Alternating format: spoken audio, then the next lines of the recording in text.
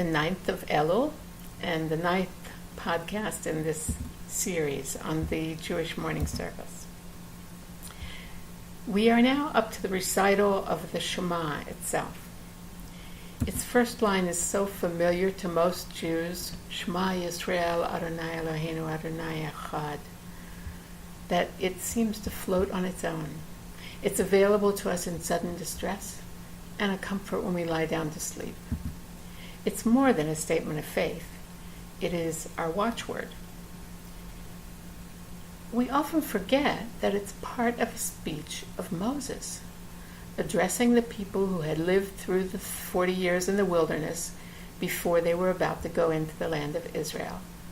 And he would pass away and be left behind.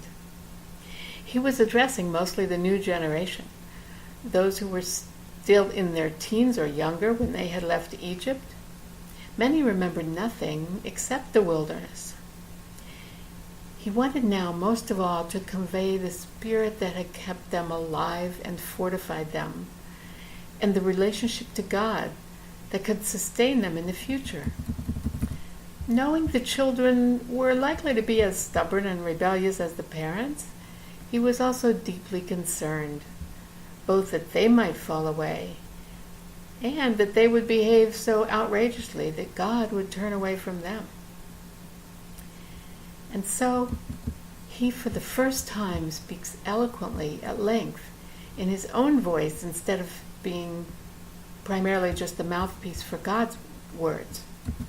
Some of the most remembered verses in the Bible come from these speeches. For example, when has any God taken a nation from the midst of another nation? A human being does not live on bread alone, but on every word that comes from the mouth of the Lord. Justice, justice you must pursue.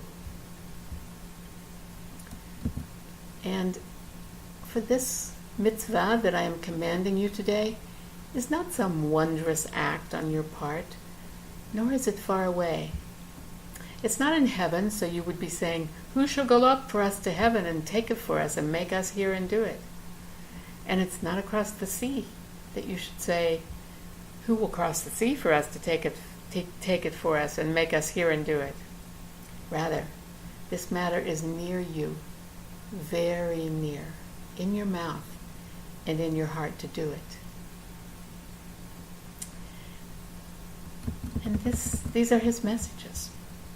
So many times he calls urgently for their attention as they gather and listen to him. Shema Yisrael. Listen. Listen well. So this is not the only time he says Shema Yisrael. But when he's in this particular speech, Moses is speaking directly of God's love for all of them, not just for their ancestors, but for the people standing before him. He's using the word ahava. He's saying that through all the barren wilderness and through all their rebellions, God still loves them. He assures them that God chose them and still will be with them. So he says, you, the Lord your God, has chosen to be to him a treasured people out of all the peoples on the face of the earth. Not because you were more numerous than other peoples did God desire you and choose you, for you were the smallest of all the peoples. But from God's love for you, and from the oath he swore to your ancestors, has he brought you out. And now, in the passage chosen for our Shema, he calls for them to love God in return. Surely he knows it will be difficult. I wonder if perhaps he thinks back on his own ambivalence about being chosen as God's prophet.